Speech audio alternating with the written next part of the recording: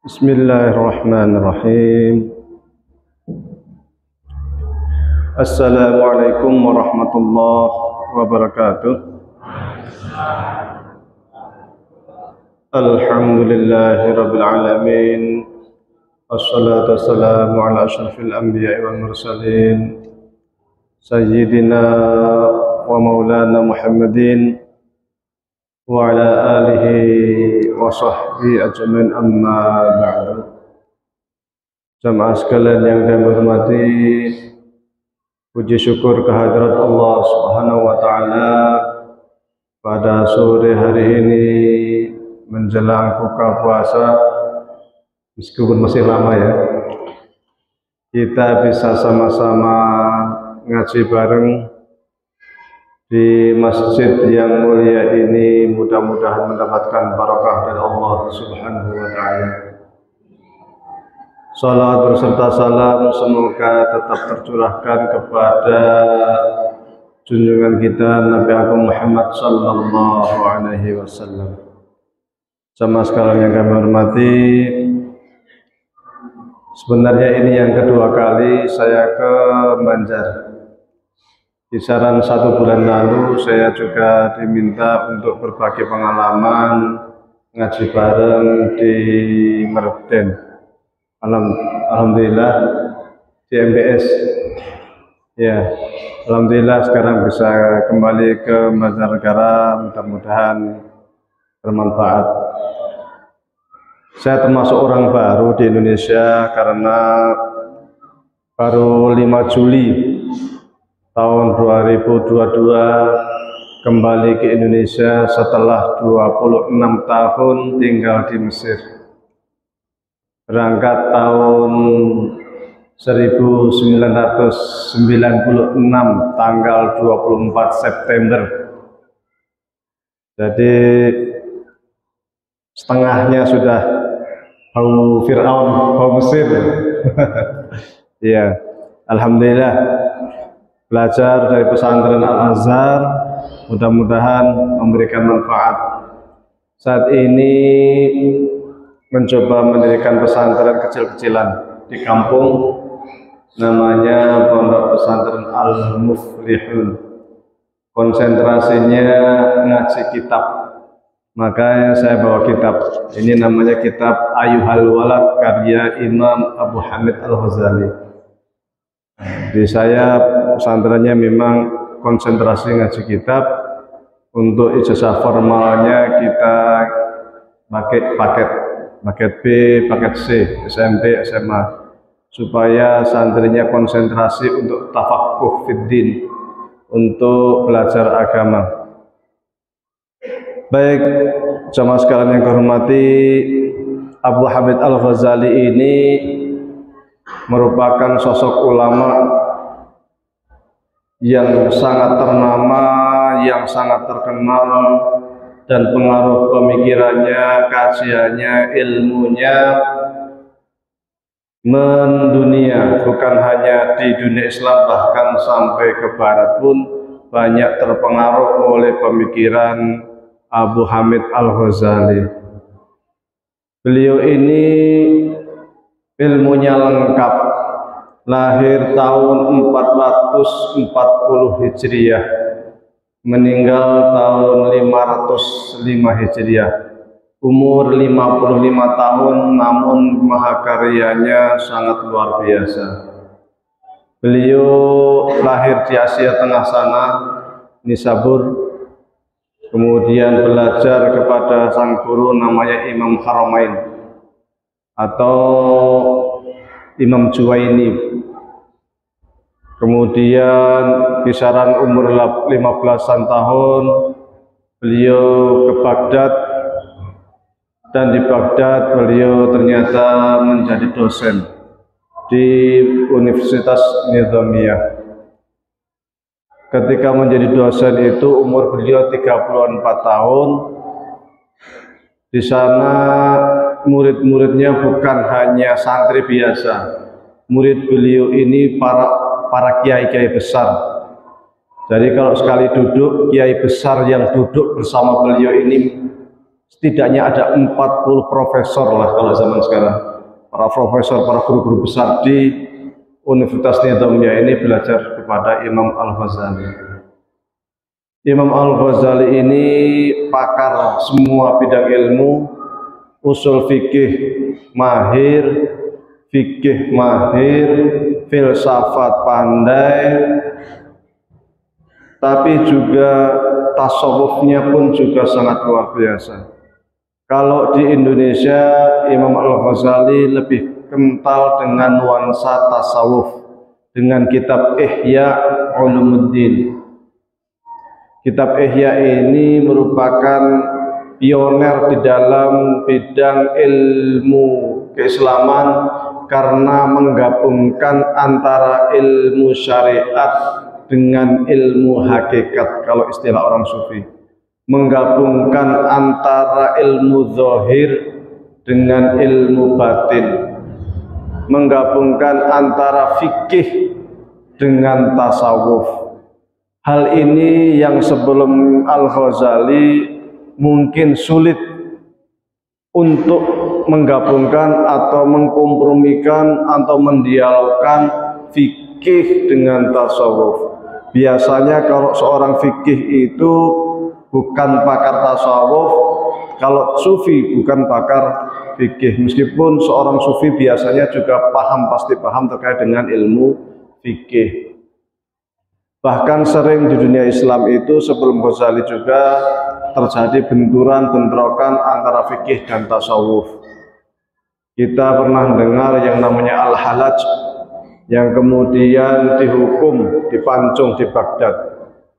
Di tanah Jawa ada Syekh Siti Jenar yang nasibnya juga sama, oleh para dewan wali juga dijatuhi hukuman mati dengan dipancung karena pemikirannya mirip dengan Al-Halaj yang ada di Baghdad.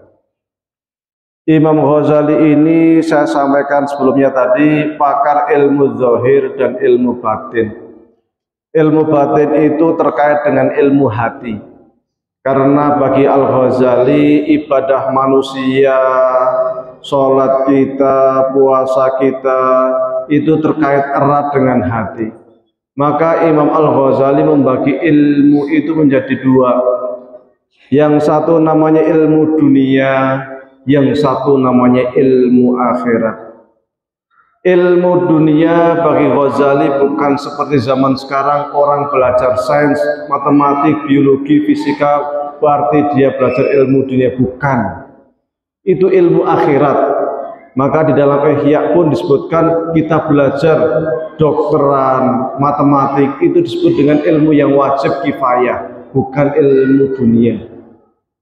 Ilmu dunia itu adalah ilmu ketika kita belajar apapun, matematik, fisika, kimia, biologi, bahkan mungkin ilmu syariat, belajar agama, tafsir hadis, usul fikih dan lainnya.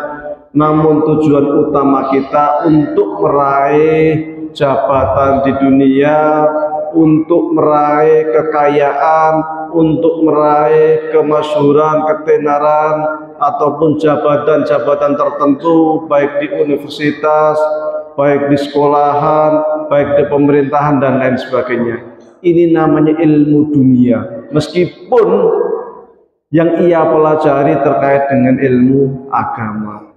Yang kedua, di dalam Ihya-nya Imam Ghazali juga mengatakan ilmu yang paling penting yang harus diketahui oleh setiap insan muslim itu adalah ilmu akhirat.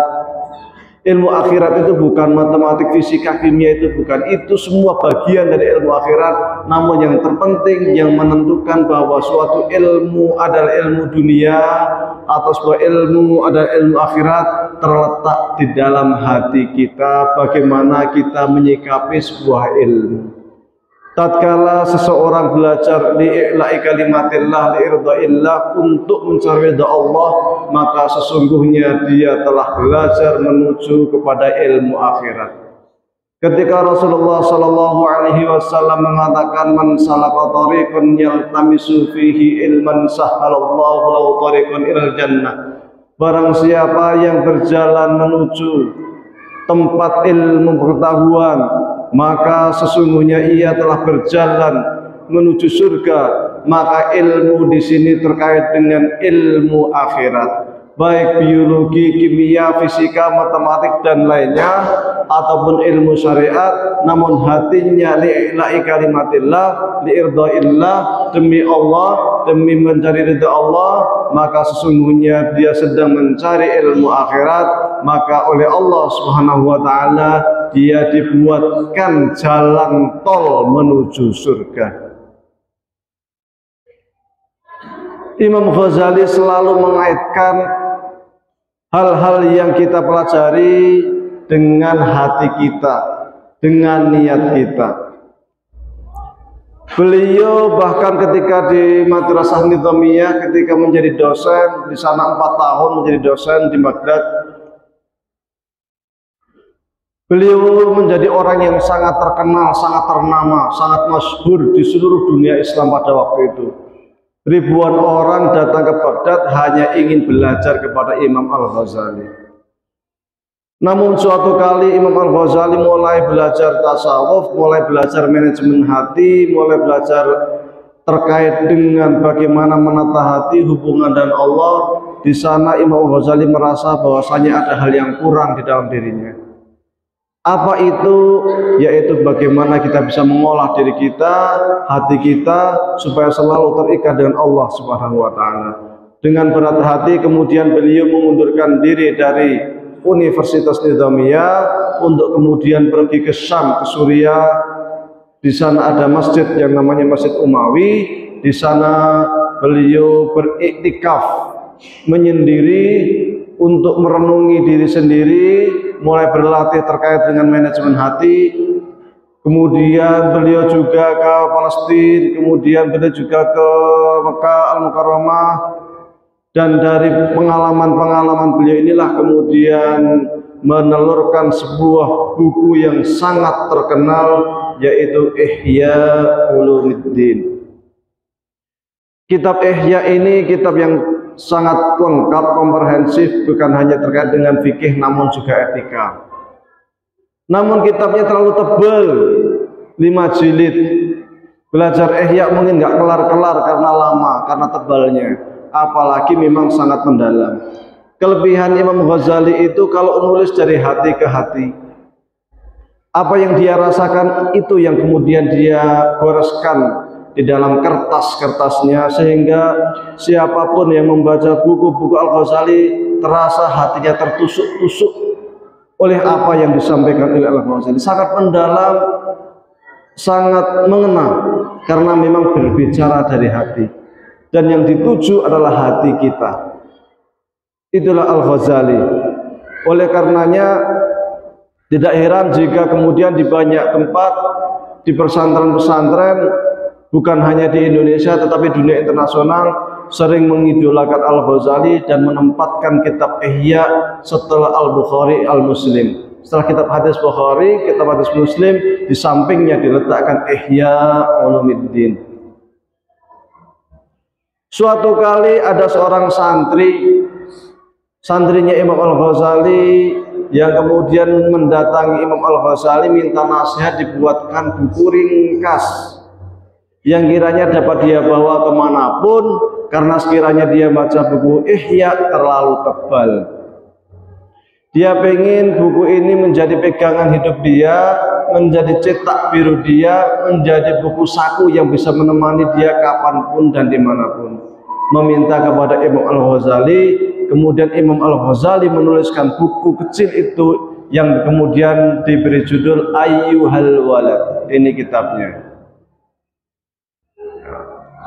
Ayyuhal Walad ini buku yang sesungguhnya tidak terlalu tebal, hanya kisaran berapa halaman? 20 halaman atau 23 halaman. Di Indonesia banyak sekali dicetak di perpustakaan-perpustakaan atau di penerbit-penerbit Kitab Kuning. Di Surabaya, di Kudus banyak sekali mencetak buku ini. Nampaknya sudah ada terjemahannya, sangat bagus. Saya akan sedikit membahas secukup singkatnya waktu yang pasti tidak akan sampai selesai karena isinya lumayan. Bismillahirrahmanirrahim. Alhamdulillahirabbil alamin wal aqibatu lil muttaqin wassalatu wassalamu ala nabiyhi Muhammadin wa alihi ajma'in.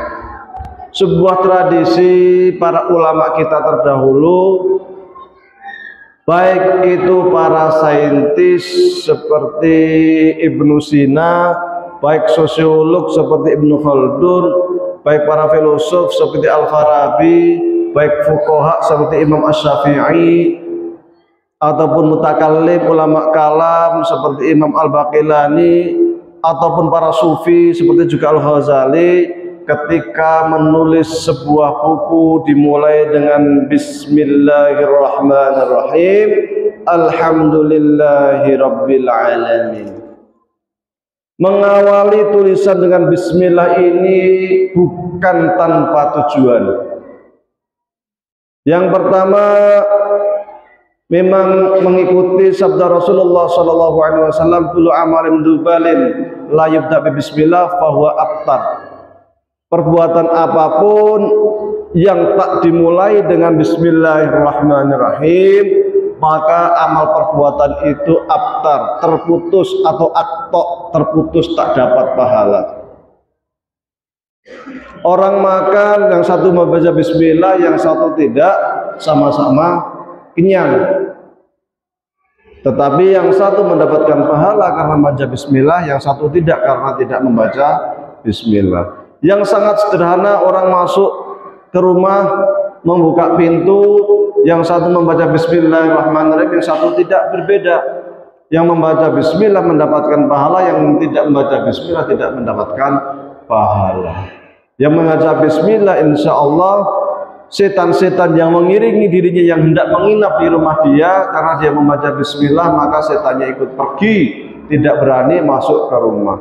Sementara yang tidak membaca bismillah, gendruwo, wewe gombel, pocong, tuyul, semuanya ikut masuk. Maka kalau masuk rumah harus baca Bismillahirrahmanirrahim.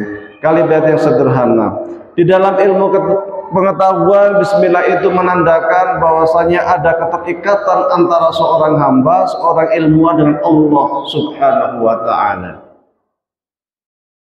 Bahwa ilmu yang diberikan oleh Allah kepada hambanya itu sangat sedikit. Wa ma utitum minal ilmi illa qalila. Bahwasanya Allah berikan ilmu kepada hambanya itu sangat sedikit. Dan bahwa kita itu harus bersifat tawadhu ketika mendapatkan ilmu pengetahuan pun harus kita ikatkan kepada Allah supaya kita dapat menggunakan ilmu itu sesuai dengan apa yang diperintahkan oleh Allah Subhanahu wa ta'ala. Maka ketika dia itu belajarnya waktu menjadi santri, waktu di SD, SMP, SMA, kuliah itu membaca bismillahirrahmanirrahim, insya Allah ketika menjadi pegawai pajak tidak korupsi. Tapi kalau jadi pegawai pajak korupsi, meskipun sudah haji mungkin lali, lupa ketika belajar dulu nggak pakai bismillah. Nah, makanya staf pun bisa miliaran duitnya. Jadi ada ikatan, ada tujuan bismillah, ada semacam kesadaran. Maka ketika Allah menurunkan ayat yang pertama pun, Iqra bismi rabbikal ladzi khalaq. Bacalah dengan nama Tuhanmu yang menciptakan. Bacalah bismi. Iqra, membaca itu harus didasari dengan bismillahirrahmanirrahim. Karena ketika seorang membaca, belajar tanpa bismillah, nanti ketika pintar jadinya keblinger. Kerjaannya minterin orang lain, ngakalin. Nah, kalau masih di kampung mungkin hanya sekedar nyolong, maling, ngutil. Tapi ketika menjadi pegawai pemerintahan, malingnya lebih besar, miliaran. Nah, ini karena minterin. Karena waktu belajar lupa bismillah.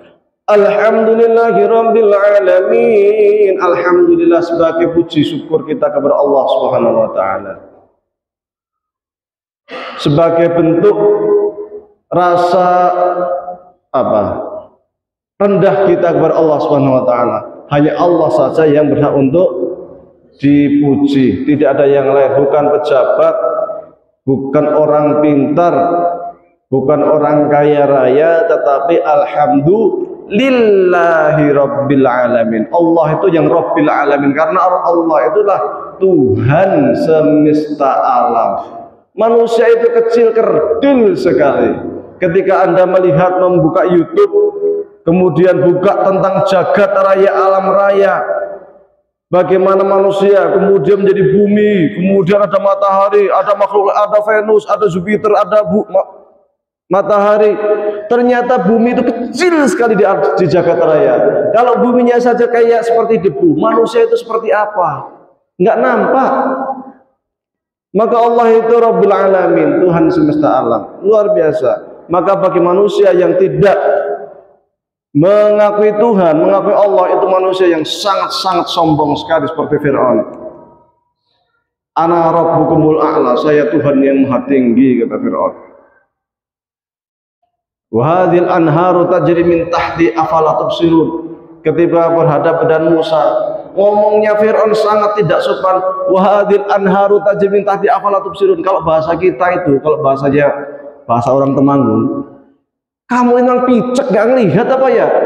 Ini ada sungai ini mengalir di bawah telapak kaki saya. Kamu masih gak ngaku saya sebagai Tuhan? Afala tubsirun. Apa kamu gak ngelihat?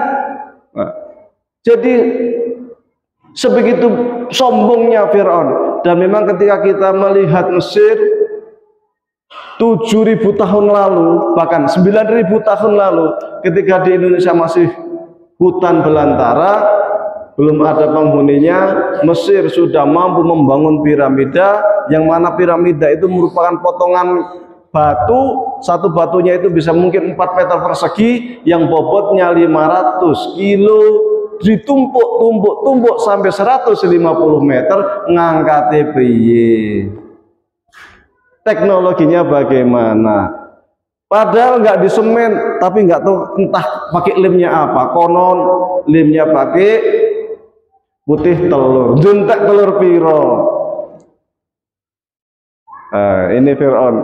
Zaman semono sudah seperti itu, maka sombongnya minta ampun itu Fir'aun, mengaku sebagai Tuhan. Ilmu-ilmu yang dia bisa membuat membuat piramid, membuat gedung. Gedungnya itu nggak kayak seperti ini, tiangnya itu tiang terbuat dari batu. Kalau di ginian orang itu mungkin berapa ya? Bisa 8 orang. Jadi tiangnya besar, batunya gede, tinggi. Nanti di atas pakai batu lagi, semuanya batu.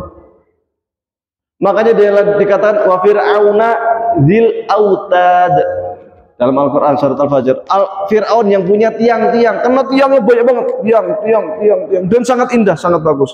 Itu Fir'aun. Dia punya insinyur yang sangat handal di zamannya. Tapi sayang, ilmunya itu tidak didasari dengan bismillahirrahmanirrahim. Akhirnya apa? Sombong, ujung-ujungnya ngaku Tuhan. Nah ini, maka para ulama kita sadar, bismillah, alhamdulillah, sangat sadar. Yang di barat, yang di Eropa, yang di Amerika, mereka kalau menulis buku nggak ada bismillahnya.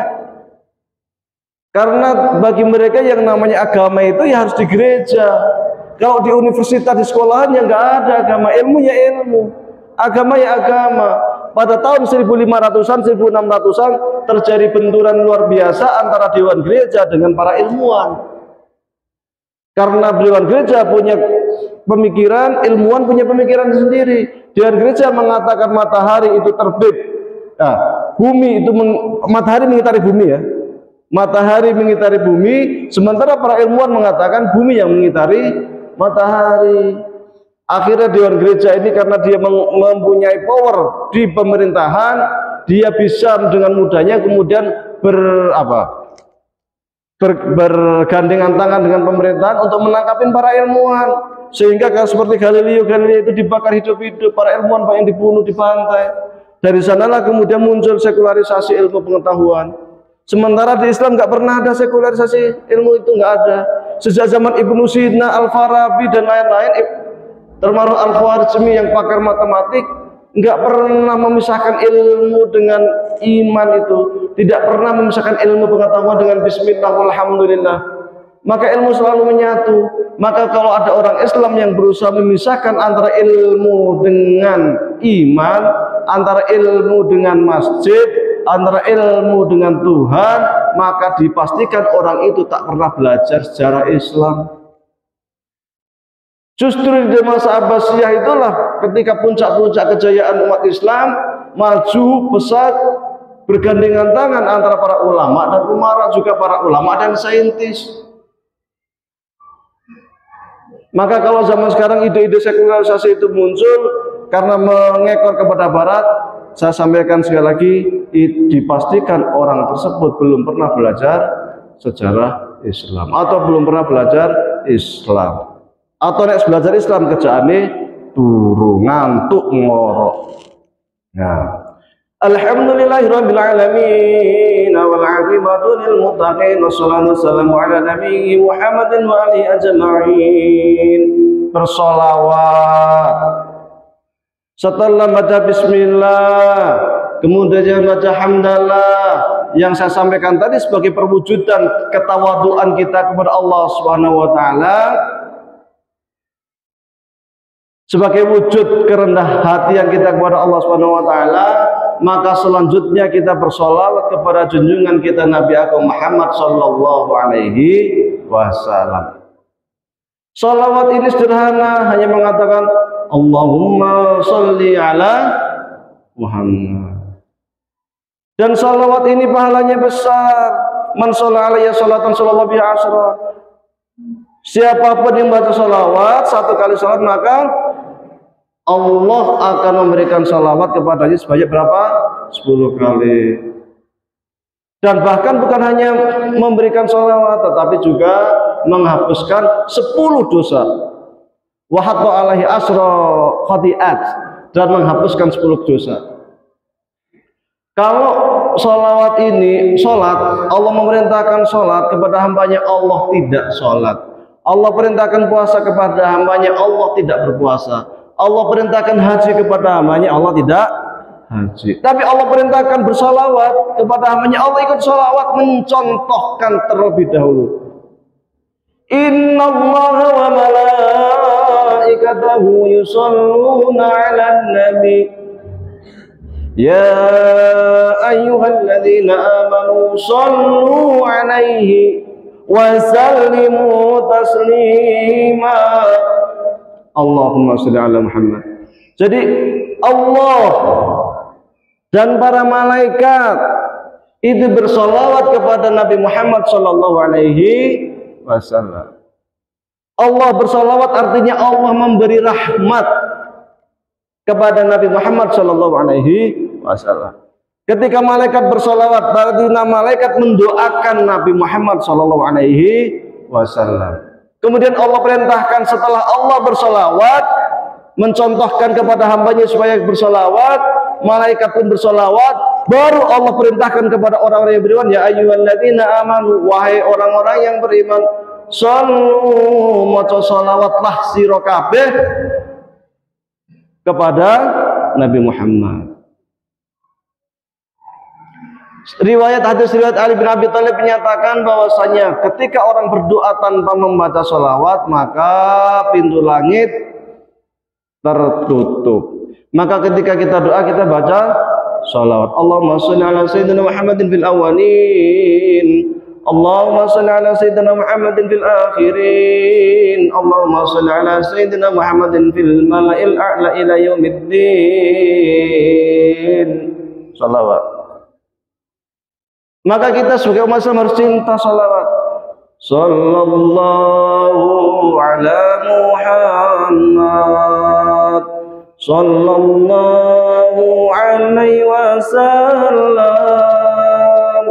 sallallahu ala Muhammad, sallallahu alaihi wasallam, sallallahu ala Muhammad,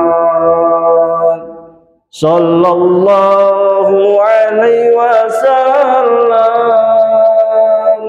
sallallahu ala Muhammad, sallallahu alaihi wasallam,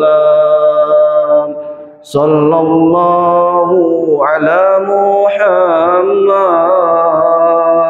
sallallahu alaihi wasallam, sallallahu ala Muhammad, sallallahu alaihi wasallam.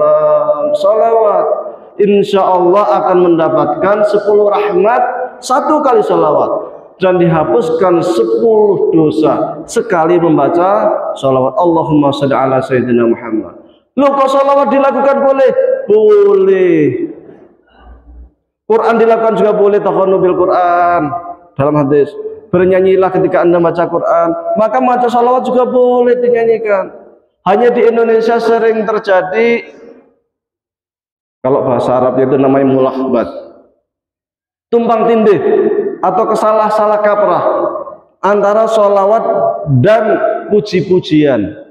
Sholawat itu adalah Allahumma sholli ala Muhammad, sallallahu ala Muhammad, sallallahu alaihi wasallam, itu namanya sholawat. Adapun hal lain yang membutuhkan dia, itu namanya pujian. Asyraqal badru alaina. Nah, ini pujian. Boleh. Bahasa Indonesia kita memuji Rasul juga boleh. Rasul itu punya sahabat yang pakar memuji, pakar membaca syair, membuat syair, membaca puisi. Sahabat itu yang sering dibanggakan oleh Rasulullah Shallallahu Alaihi Wasallam. Namanya Hasan bin Thabit. Jadi ketika ada pertempuran, tradisi orang Arab dulu, ketika ada peperangan dulu, itu enggak zaman sekarang langsung bom, jedor. Aneh orang Arab. Mau perang ke apa? Lomba puisi dulu. Orang Quraisy maju, pakar puisinya ke tengah. Orang Muslim maju ke tengah, Hasan bin Thabit suruh maju. Jadi lomba pantun dulu. Habis lomba pantun baru nanti ada namanya musyara'ah. Musyara'ah itu apa? Kirim 1 orang, 2 orang, 3 orang pendekar dari orang Quraisy. Nanti orang Muslim kirim 3 orang maju ke depan. Nah, nanti gulat dulu 3 orang lawan 3, 1 lawan 1, 1 lawan 1, 1 lawan 1. Sana kirim 3, sini kirim 3. Seperti pada waktu perang Uhud. Setelah musyara'ah baru setelah itu duel, masa perang bareng. Aneh ya perangnya ya. Iya. Perangnya ada seninya. Nah, jadi biasa membaca puisi dulu itu. Ini namanya pujian. Tala'al badru alaina min thaniyatil wada' wajaba syukru alaina mata'al lillahi da' ayyuhal mab'utsu fina ji'ta bil amril mudha' ji'ta asyraftal madinah marhaban ya khairadda'. Waktu Nabi Muhammad SAW hijrah ke Madinah, disambut dengan puisi, dengan puji-pujian. Di antara puji-pujian Hasan bin Thabit yang terkenal, yang sampai sekarang sering diputar di mana-mana adalah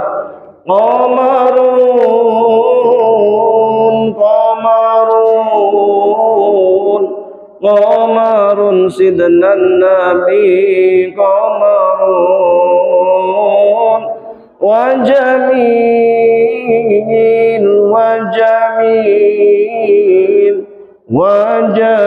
sidnan nabi wajamil.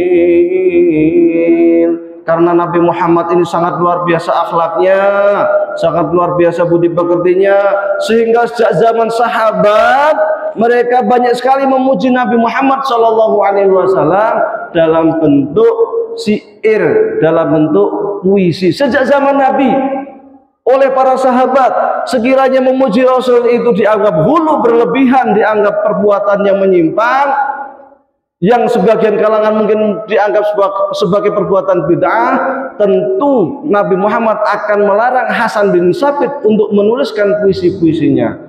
Namun justru Hasan bin Sabit ini menjadi pakar puisi, menjadi sastrawan, kebanggaannya Rasulullah Sallallahu Alaihi Wasallam. Hanya mungkin kalau bahasa Arab, ya, kalau karena mungkin berbahasa Arab ya, sehingga orang Indonesia sering menyebutnya dengan sholawat. Asli itu kudu sholawat. Orang Mesir menyebutnya dengan istilah al-anasyid ad-diniyah, nasyid. Orang Mesir lebih spesifik lagi menyebutnya dengan istilah al-madaih an-nabawiyah, puji-pujian kepada Rasulullah Shallallahu Alaihi Wasallam. Maka benar kalau bahasa Jawa itu, kalau pagi-pagi sebelum menjelang subuh antara adzan iqamat itu mereka nyebutnya istilah puji-pujian. Puji-pujian bukan sholawat. Karena sholawat itu ya Allahumma sholli ala Muhammad wa ala ali Muhammad kama shallaita ala Ibrahim wa ala ali Ibrahim. Sholawat Ibrahimiyah. Wassalatu wassalamu ala nabiyyi Muhammadin wa alihi ajma'in. Maka kita sebagai umatnya harus selalu membaca sholawatnya. Jadi kalau ada yang melarang itu di bahasa Indonesia pun sering. Puji-pujian bahasa Indonesia sering. Rasulullah dalam mengenangmu kami susuri lembaran sirahmu, bait getir perjuanganmu membawa cahaya kebenaran. Nah, ini sholawat, puji-pujian, cuman bahasa Indonesia. Ada ini diarabkan, dikira sholawatan. Padahal itu puji-pujian. Hanya karena kita itu orang Indonesia kadang awam, sehingga semua nyanyian Arab dianggap sholawat. Yang paling miris, ada rekan saya orang Mesir pergi ke Indonesia, ada pengajian di masjid seperti ini, yang datang banyak karena dia orang Arab, dia duduk di depan. Sebelum pengajian disetelkan lagu Amr Diab, Habibi, Habibi, ini apa lupa saya lagunya itu lagu tentang cinta. Wah, dia ketawa terpinggal-pinggal, nggak bisa nahan tawa, dia akhirnya minta izin keluar. Di luar masjid ketawa sehabis-habisnya sampai nangis. Karena itu lagu cinta. Kalau gampangnya itu di Indonesia itu kayak lagu apa ya? Lagunya siapa? Saya nggak tahu artis Indonesia itu. Ya mereka lah, Badriah atau siapa lah itu namanya itu. Ya, nyanyi Cecak Rowo itu siapa itu? Nah itu lagu-lagu kayak gitu, dangdut koplo di setel di masjid. Apa nggak ketawa terbahak-bahak dia? Di Mesir itu dangdut koplo, di Indonesia dikira sholawatan karena berbahasa Arab. Itu memang apa ya, nasibnya orang jahil itu seperti itu. Tapi kalau ditanya kenapa kamu setel lagu cinta di masjid, nggak tahu. Loh itu kan lagu dangdut koplonya orang Mesir, nggak tahu. Nah ini untungnya orang bodoh itu jawabannya enak. Nggak tahu, umpunya menemu gimana lagi, orang nggak tahu kan gitu. I'lam anna wahidan minat talabah al-mutaqaddimin, i'lam ketahuilah olehmu, anna wahidan minat talabah al-mutaqaddimin, bahwasanya ada salah seorang murid senior lazama khidmat Syekh al-Imam Zainuddin Hujjat al-Islam Abi Hamid Muhammad al-Ghazali, yang selalu menemani nyantri bersama Imam Al-Ghazali. Imam Ghazali itu julukannya banyak. Di antara julukan beliau itu adalah Hujjatul Islam Al-Ghazali. Ini yang paling terkenal. Tapi di buku ini disebut Zainuddin. Beliau juga dijuluki dengan Zainuddin. Qaddasallahu ruhahu wastaghala fi tahsili wa qiraatil ilmi. Santrinya ini yang selalu bersama beliau ini rajin sekali, rajin membaca buku, rajin belajar kepada beliau, menimba ilmu dari Imam Al-Ghazali. Wastaghala fi tahsili wa qiraatil ilmi alaihi hatta jama'a daqaiqal ulumi, sampai beliau ini, santrinya ini menguasai banyak sekali ilmu pengetahuan, sampai detail-detail persoalan ilmu fikih, ilmu kalam, ilmu tasawuf dia kuasai. Hanya di sini tidak disebutkan nama santrinya ini siapa. Wastakmala fadailan nafsi, sampai mengetahui terkait dengan ilmu akhlak pun tahu, tasawuf pun tahu. Tsumma anau tafakkara yawman fi hali nafsihi wa khatara ala balihi wa qala. Namun kemudian santri ini mikir-mikir, iya ya, saya sudah belajar lama ya sama guru saya Syekh Ghazali, Imam Al-Ghazali. Saya sudah banyak membaca bukunya Imam Al-Ghazali. Wa qala inni qara'tu anwa'an minal ulum. Saya sudah banyak membaca buku-bukunya Imam Al-Ghazali, buku-buku lain karangan selain Al-Ghazali pun sudah saya baca, banyak yang saya baca. Wa saraftu ray'ana umri ala ta'allumiha. Saya pun sudah menghabiskan lebih dari seperempat abad, seperempat ilmu umur saya itu untuk belajar. Wa jam'iha, saya kumpulkan ilmu pengetahuan. Wal ya baqili an a'lama ayu naw'iha yang fa'uni fadan wa yu'nisuni fi qabri.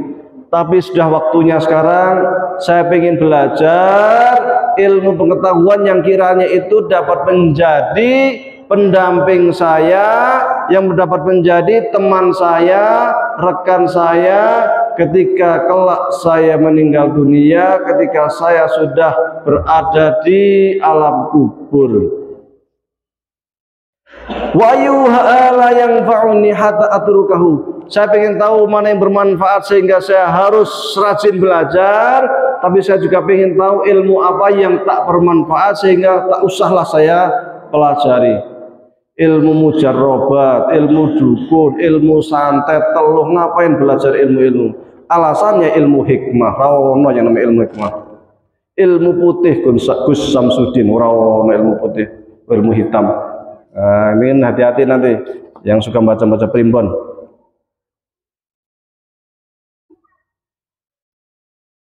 Hatta atrukahu kama qala Rasulullah SAW, sehingga ketika ada ilmu-ilmu yang bermanfaat saya nggak akan baca, nggak akan saya pelajari, saya nggak akan baca primbon, nggak akan baca Samsul Ma'arif Kubro, nggak akan baca mujarrobat, karena itu ilmu yang tak bermanfaat. Kalau di sini nggak ada ya, ada dukunnya, ada dukunnya sini ya. Kalau di Jawa Tengah banyak dukun, di sana daerah ya. Qala Rasulullah sallallahu alaihi wasallam, ngendika sapa Rasulullah sallallahu, Allahumma ya Allah, a'udzubika, aku berlindung kepadamu min ilmin la yanfa', dari ilmu yang tak bermanfaat. Fastamarrat hadhil fikrah hatta kataba ila hadratis Syekh Hujjatul Islam Muhammad Al-Ghazali rahimahullah taala istiftaan. Akhirnya saya mikir-mikir, saya ingin mengikuti apa yang disabdakan oleh Rasulullah, supaya kita selalu diberi ilmu yang bermanfaat. Ilmu yang bermanfaat artinya ilmu akhirat. Ilmu akhirat itu maksudnya ilmu yang tujuan kita belajar itu untuk mencari ridha Allah. Mbok biologi, mbok fisika, mbok kimia, semuanya ilmu akhirat. Yang membedakan adalah hati. Ketika hati kita itu tujuannya untuk dunia, maka belajar fikih tafsir pun menjadi ilmu dunia, nggak bermanfaat nanti di alam kubur. Tapi ketika dia ikhlas karena Allah Ta'ala, insya Allah belajar apapun, ilmu-ilmu fisika, biologi, kimia, insya Allah juga akan memberikan manfaatnya di alam kubur. Maka Imam Al-Ghazali di dalam kitab Ihya-nya, di dalam bab ilmunya, di jilid 1 mengatakan bahwa ilmu dibagi menjadi dua, satu fardu kifayah dan satu fardu ain. Ilmu fardu ain itu adalah ilmu yang harus dipelajari oleh setiap kita, setiap muslim. Wong Islam kudu ngerti sholat, wajib nih orang ngerti dosa. Wong Islam kudu wajib ngerti poso. Kalau nggak tahu puasa, berdosa. Wajib tahu zakat sesuai dengan profesinya. Kalau pedagang tahu zakat perdagangan, kalau petani tahu zakat pertanian. Jadi sesuai dengan profesinya masing-masing. Kalau peternak tahu zakat peternakan. Kalau sudah mampu wajib tahu hukum haji. Caranya haji piye harus tahu itu. Kalau tidak tahu berdosa. Ini namanya ilmu fardu ain, di mana setiap insan muslim wajib tahu. Yang kedua namanya ilmu fardu kifayah. Sekiranya 1, 2, 3, 4, 5 orang sudah belajar, maka seluruh umat Islam yang ada di Banjarnegara tidak berdosa. Tetapi kalau seluruh Banjarnegara nggak ada yang belajar, dosa kabeh. Di antara yang dicontohkan oleh Imam Al-Ghazali adalah ilmu kedokteran. Kalau sak Banjar ana dokter kan sakit bingung. Nah, kan? Makanya dosa kabeh wong sak Banjar. Tapi kalau sudah ada 1, 2, 3 yang menjadi dokter, gugur kewajiban. Semua tidak berdosa. Ini fardu kifayah. Tapi fardu itu apa? Ketika dijalankan mendapat pahala, ditinggalkan berdosa. Namanya itu fardu. Hanya satu fardu ain, satunya fardu kifayah. Lah ilmu yang bermanfaat ini dua-duanya, baik yang fardu ain ataupun fardu kifayah, bergantung kepada hati kita, apakah kita belajar itu li'ilai kalimatillah atau tidak. Wasa'alahu masaila wal tamasa nasihatan wa du'aan. Kemudian saya nanya kepada Imam Al-Ghazali, bertanya terkait ilmu apa yang kira-kira akan bermanfaat kepada saya kalau di alam kubur. Qala wa in kana musannafatus syekh kal ihya'i wa ghairi tastabiul ala jawabi masaili, lakinna maksudi ayyaktuba syekhu hajati fi waraqatin. Benar, saya sudah belajar kepada syekh saya, kepada guru saya Abu Hamid Al-Ghazali. Saya sudah belajar ihya, semua terkait dengan ilmu-ilmu yang bermanfaat dan enggak bermanfaat semua sudah disebutkan di dalam kitab Ihya. Benar, karena Ihya sangat terkenal, sangat lengkap. Tapi bukan itu yang saya cari. Saya pengen buku yang kecil, buku saku yang kira-kira bisa saya bawa kemana-mana. Takunu ma'i muddata hayati, saya bawa kemana-mana. Wa amalu bima fiha muddata umri, yang bisa saya amalkan sampai saya meninggal dunia, insyaallah. Fakataba syekh hadhihi risalah ilaihi fi jawabihi wallahu a'lam. Maka berdasarkan permintaan santri itulah maka kemudian Syekh Imam Abu Hamid Al-Ghazali menulis sebuah buku kitab sederhana ini yang jumlahnya ada 23 halaman, yang judulnya Ayyuhal Walad, wahai bocah, wahai anak, wahai santri, karena nasihat. Ya. Ternyata sudah pukul 5:04. Saya dibatasin sampai jam berapa ini? Iya. 4 jam lagi lah, nanti tanya jawab barangkali ya. Siapa? Ya? Jam 6 kurang 1/4. Siap. Nah, nanti 1/4 jam buat tanya jawab lah. Siap. I'lam ayyuhal walad, ketahuilah olehmu wahai anak. Mudah-mudahan nanti ada yang melanjutkan ngaji kitab ayyuhal walad ini di sini ya. Jadi ini baru mukadimah ini. Nah, nanti kalau dilanjutkan kan pekanan atau bulanan, bagus. Ini buku kecil tapi sangat bagus. Ya, ngaji kitab yang runut biar nggak loncat-loncat. Kalau tematis kan loncat-loncat. Kalau kitab itu runut. Saya di Temanggung biasanya ngajinya pakai kitab seperti ini. Di Masjid Ar-Rahmah 8 sekali pakai ini, di masjid lain pakai takrib, di masjid lain pakai apa namanya, macam-macam. Ada yang pakai HPT, tapi biar runut pakai kitab. Ilama yuwal waladu wal muhibbul azizu atallallahu baqaka bi ta'atika wa salaka bika sabila ahibaih. Ketahuilah olehmu wahai anakku, wahai santriku, wahai muridku, mudah-mudahan Allah memperpanjang umurmu wahai muridku. Nah, jadi seorang guru harus selalu mendoakan santrinya. Lalu guru sanawiyah, guru SD, guru SMP selalu doakan muridnya. Ghazali juga sama. Ketika ada yang nanya, ada yang bertanya, didoakan. Mudah-mudahan wahai santriku dipanjangkan umurmu supaya selalu bisa taat kepada Allah Subhanahu wa taala. Bi ta'atika wa salaka bika sabila ahibbaih. Supaya engkau juga bisa bersama orang-orang yang taat, orang-orang yang dicintai oleh Allah Subhanahu wa taala. Inna mangsura nasihati yuktabu min ma'dinir risalati in kana qad balagha minhu nasihatun fa ayu hajatin laka fi nasihati wa allam yablughaka fa qul li madza hasalta fi hadhihi sinin al-madiyah. Sebelum mulai menulis buku, sebelum memberikan jawaban nasihat kepada santrinya terkait pertanyaan tadi, apa yang kiranya bisa membawa manfaat bagi saya di alam kubur, Imam Ghazali bertanya kepada sang santri, wahai santri saya, kamu kan sudah lama belajar kepada saya, sudah tahunan, sudah belajar ihya, sudah belajar macam-macam ushul fikih, al-mustasfa, an-manhul, belajar filsafat, tahaful falasifat dan lain sebagainya. Sekiranya kamu itu selama belajar sekian tahun itu belum dapat apa-apa, terus selama ini kamu ngapain saja? Turu, ya kan? Tapi sekiranya itu memang masih ada sesuatu yang belum dapat, ilmu apakah yang kiranya perlu saya sampaikan kepadamu? Ayuhal walad, wahai anakku, min jumlati ma nasahabihi Rasulullah sallallahu alaihi wasallam ummatahu qauluhu alaihi salam alamatu i'radillahi ta'ala 'anil 'abdi istighaluhu bima la ya'nihi. Wahai anakku, perlulah kau dengarkan nasihat dari Rasulullah sallallahu alaihi wasallam. Di antara nasihat dari junjungan kita kanjeng Nabi Muhammad sallallahu alaihi wasallam, beliau mengatakan bahwa salah satu tanda bahwa Allah itu tidak suka dengan kita ketika kita ini menyibukkan diri terhadap urusan yang tidak ada hubungannya dengan Allah Subhanahu wa taala.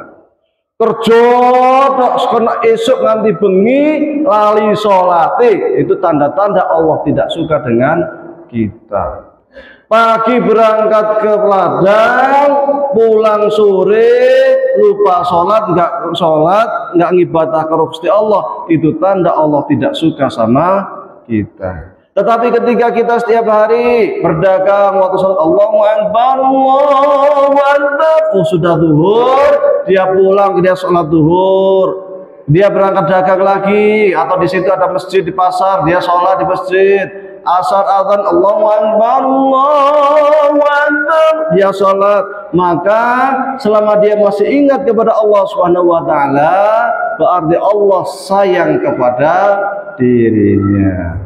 Wa inna imra'an dhahabat sa'atun min umrihi fi ghairi ma khuliqa lahu minal ibadihi la jadirun an tatula alaihi hasratahu. Kalau ada orang yang telah diberikan umur oleh Allah Subhanahu wa taala, dikasih umur 40 tahun, 50 tahun, 60 tahun, 70 tahun, 80 tahun, 120 tahun umpamanya, namun tidak digunakan waktunya untuk ibadah kepada Allah, sungguh-sungguh orang ini telah sengsara. Karena sesungguhnya manusia diciptakan hanya untuk beribadah kepada Allah.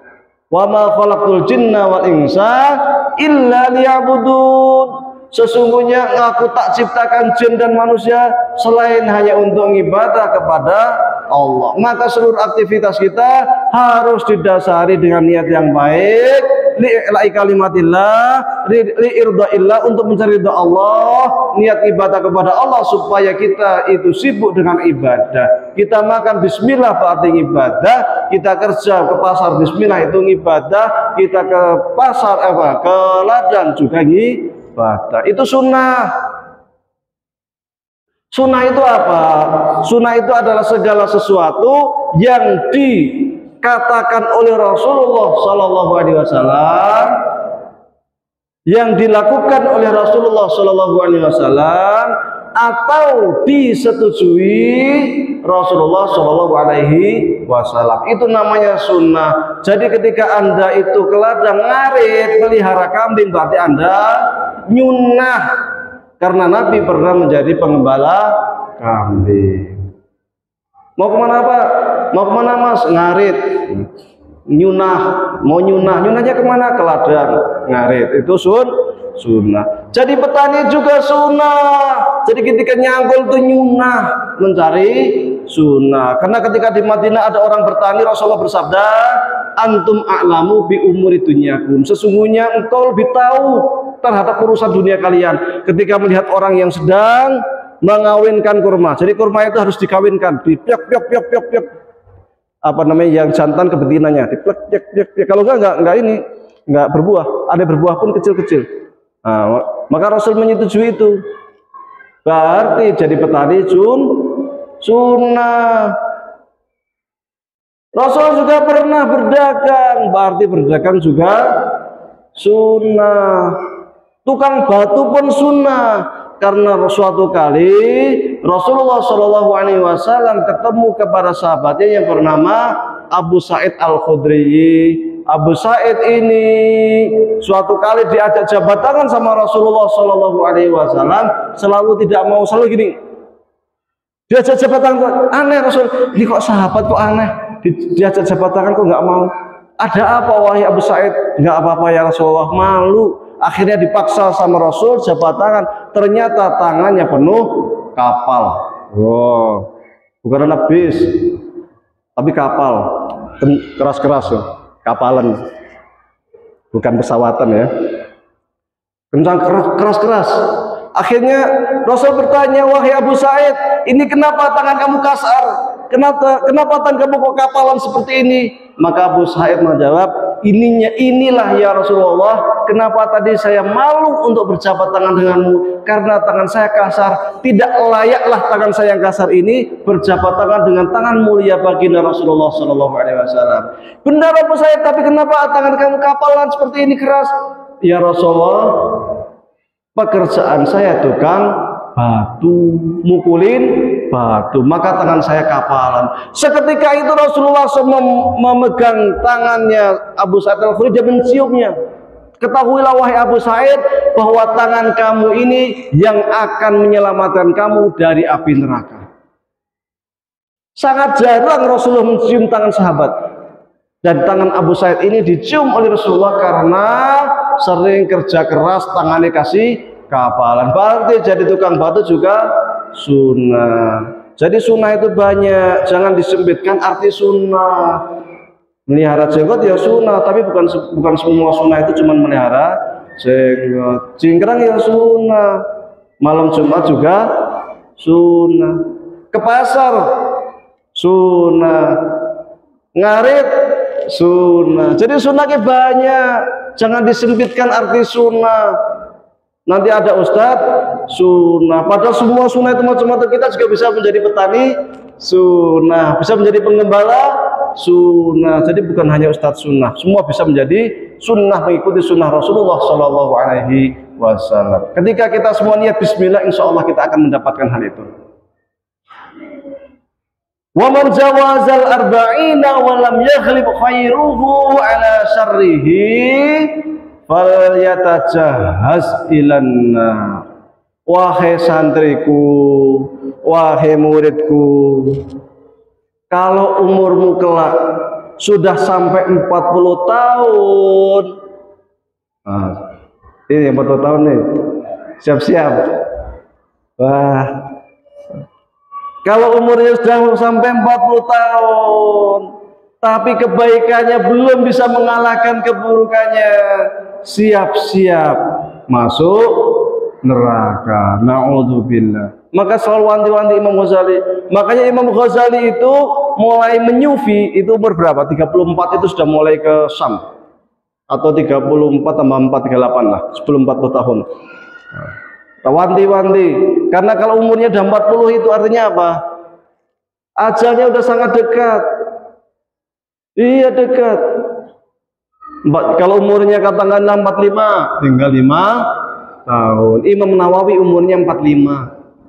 Imam Ghazali umurnya 55. Nah, kalau dikasih umur 55 sisa 15 tahun.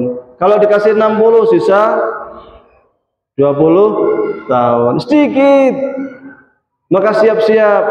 Karena kalau sudah umur 40 tahun kok masih nyolong, masih suka ngutil, berarti sudah menjadi sifat dia suka ngutil. Mati pun nanti akan pas ngutil. Nah, bahaya. Makanya jangan biasakan yang baik. Wa fi hadhihi an-nasihati kifayatun li ahli ilmi. Ini meskipun hanya sedikit, tapi ini sesungguhnya cukup menjadi nasihat penting bagi ahlul ilmi, bagi santri. Pokoknya, wah saya siap-siap dari sekarang. Nah, siap-siap dari sekarang. Kenapa? Karena ajal itu datang kapan saja, nggak tahu waktu. Nggak pernah malaikat Israel datang. Assalamualaikum, wahai fulan. Jangan lupa ya, 20 hari lagi saya datang mencabut nyawamu. Wah, nek kaya ngono kita udah siap-siap tobat sih, ibadah sih. Pokoknya dikira-kira ketika udah 20 hari kita pas sujud gitu. Nah, tapi kan enggak, ada yang lagi mabuk, lagi teler, malaikat datang, ya kan? Ada yang lagi jalan kecelakaan. Ada yang di kasur tidur enggak bangun. Enggak ada kula nuwun, enggak ada assalamualaikum, malaikat waktunya datang ya datang, kan gitu. Itu tugas malaikat seperti itu. Jadi maka kita harus selalu siap siaga. Kapan malaikat Israel datang kita sudah siap. Maka kita terus sanggup membawa bekal kita untuk kehidupan yang lebih panjang. Kehidupan dunia itu sangat pendek, sangat pendek. Paling banter, oke lah 100 tahun. Nabi Nuh umurnya lebih dari 940 tahun, 950 tahun, tapi meninggal dunia. Nabi Adam berapa? 2000 tahun, tapi juga meninggal dunia. Semua akan mati. Baik, sebagai penutup, barangkali ada pertanyaan, saya kasih waktu 1/4 jam lah untuk tanya jawab. Kurang lebihnya mohon maaf. Wabillahi taufiq wal hidayah. Assalamualaikum warahmatullahi wabarakatuh. Silakan sekiranya ada yang hendak bertanya, langsung angkat tangan, langsung saya jawab.